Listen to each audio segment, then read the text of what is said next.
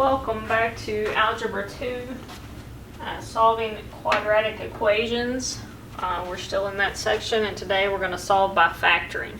Factoring, we spent a lot of time in Algebra 1 and this year, I believe it starts around page 40 this year in our book, on the different types of factoring. So you need to know those. If you don't know the factoring, you need to go back around page 40 and refresh your memory, because the whole point is you're going to have to factor every single one of these and then solve by factoring, which we've already done. So this is not new, you just didn't know that it was quadratics that you were doing. So rules by solving by factoring is to make sure everything's on one side and then factor it, and you need to know what type of factoring you're doing, which is the most difficult part.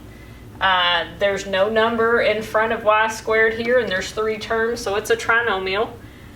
So it is either considered the quadratic trinomial or what I consider the easy trinomial, or it could be a perfect square trinomial, but since 12 is not a perfect square, I know it's not. So when I factor this, I'll factor the square root of y squared, and I'm going to say what multiplies to give me 12, a positive 12, but adds to give me negative 7. Well, I know that's negative 3 and negative 4. They multiply, two negatives multiply to give me positive 12, but if I add them, I get negative. Both of them have to be negative. Okay? So then you take each one of your factored parentheses and set them equal to 0. Come on, marker. And then you solve them. We'll move 3 over, and y equals 3. And I move 4 over, and y equals 4. And those are my two answers, solving the quadratics, okay? And we've already done that this year in the factoring. It was the last thing we did in factoring, solved by factoring, okay? Again, if you don't remember your factoring, I gave you a worksheet earlier in the year that had all the different types on it, or go back in the book and start looking. We look at number 7. I picked it because it has greater than less than symbol in it, but treat it like an equal sign until we're at the end. So again, we have no number in front of x squared, so this is what I consider an easy trinomial. We will have the square root of x, and then what multiplies to negative 12, and then this is a 1, so what multiplies to negative 12 and adds to 1. I think I'm going to use 4 and 3 again, and I'm going to use a positive 4 and a negative 3. If I multiply those, I get negative 12, but 4 minus 3 gives me a positive 1 there. So I'm good. Now, when we solve these, we're going to put the sign in here. So I will go x plus 4 is greater than 0, and x minus 3 is greater than 0. And the only thing you got to remember is at the end, if you divide by a negative, then you have to switch your little mouth around, okay? Otherwise, you treat it just like the equal sign. So in this case, I'm going to subtract 4, and I'm going to get x is greater than negative 4. And on this one, I'm going to add 3. X is greater than 3. Okay, now, generally you get back to where you would plug these in to make sure they both make that statement true, but we're not going to worry about that right now. We're just going to leave it alone. So let's look at 17. Now I picked this one because this is what I consider a hard trinomial. Everything's on one side, but there is a number in front of that first term, and it can't be factored out because 11 is prime. So this is what we consider hard trinomial. In the book, they would have you do process of elimination and keep foiling things to make this. But we use a trick that I learned when I was in school, which I guess we call it like the M method. But we make a new middle term by multiplying these. 3 times negative 4 is going to give me negative 12 x squared. And then I'm going to say what multiplies to give me negative 12, but adds to give me positive 11. So what multiplies to give me negative 12 could be 3 and 4, but they are no way going to give me 11. Could be 2 and 6. They're not going to give me 11. It's going to have to be 12 and 1. All right, and because that this is positive and that's negative.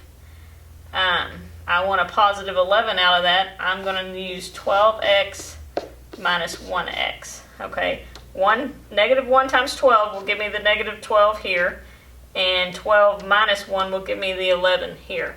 Then you bring down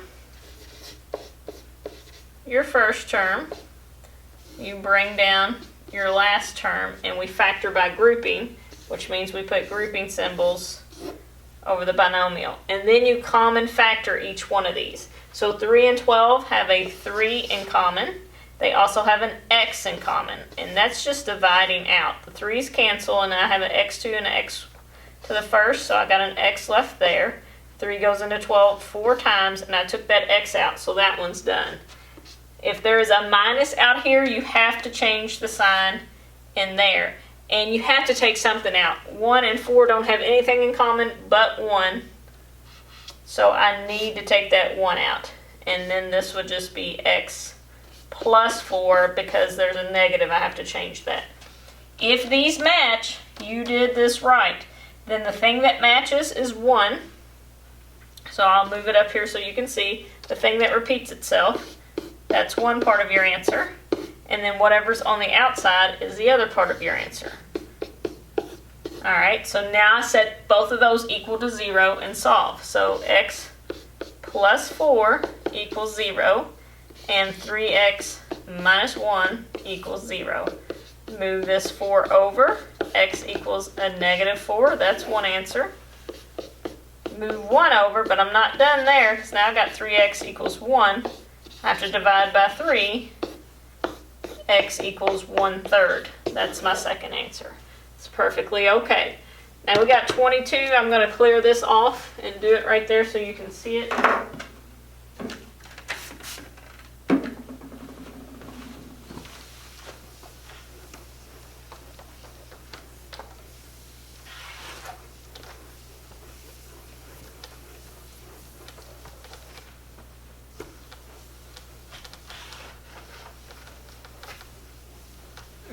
Just gonna get it dry, so you're gonna hear a little scruffy from the paper towel. Sorry, I hate this sound. If you're in my class, you know I hate a lot of different sounds, and this is one of them. Alright, I'm gonna move problem 22 over here so that you can see it, and then I'll get out of the way. 2x squared plus 15 equals 3 times 2x plus 5. Alright, this is problem 22 on the paper. And we need to apply this multiplication first. 3 times 2 gives me 6x, and then 3 times 5 will give me 15.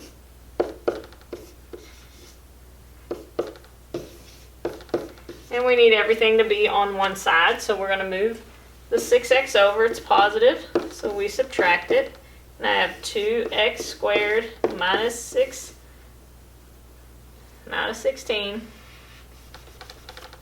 Well, that's ugly. Minus 6x plus 15 equals 15. I gotta move this 15 over.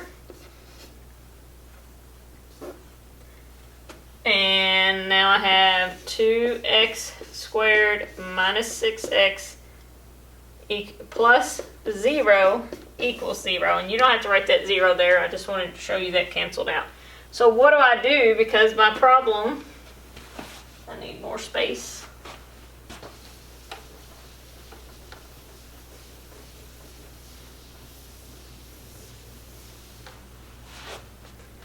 My problem really just looks like this. 2x squared minus 6x equals 0. I only have two terms, which means this is either a difference of squares, if everything's a square, or it's a common factor. Well, I can take 2 and an x out, so I'll take 2x out, and that'll leave me with x minus 3, right? Because 2x times x gives me 2x squared, 2x times negative 3 gives me negative 6. What do? I set each one of those equal to 0. 2x equals 0, x minus 3 equals 0. that is not a thing, so that x is 0. You can't do 0 divided by 2. And then I add 3 here, so x equals 3. So my two answers are x equals 0 and x equals 3. Okay? So sometimes they work out a little bit different. Again, this is something that we've already done, but I try to refresh your memory. Do the best that you can. Go back. It's important that you go back and look at that factoring because the final is getting ready to come up. The next packet I send home will have the final in it, and there will be factoring in it. So have a good rest of your day, and God bless.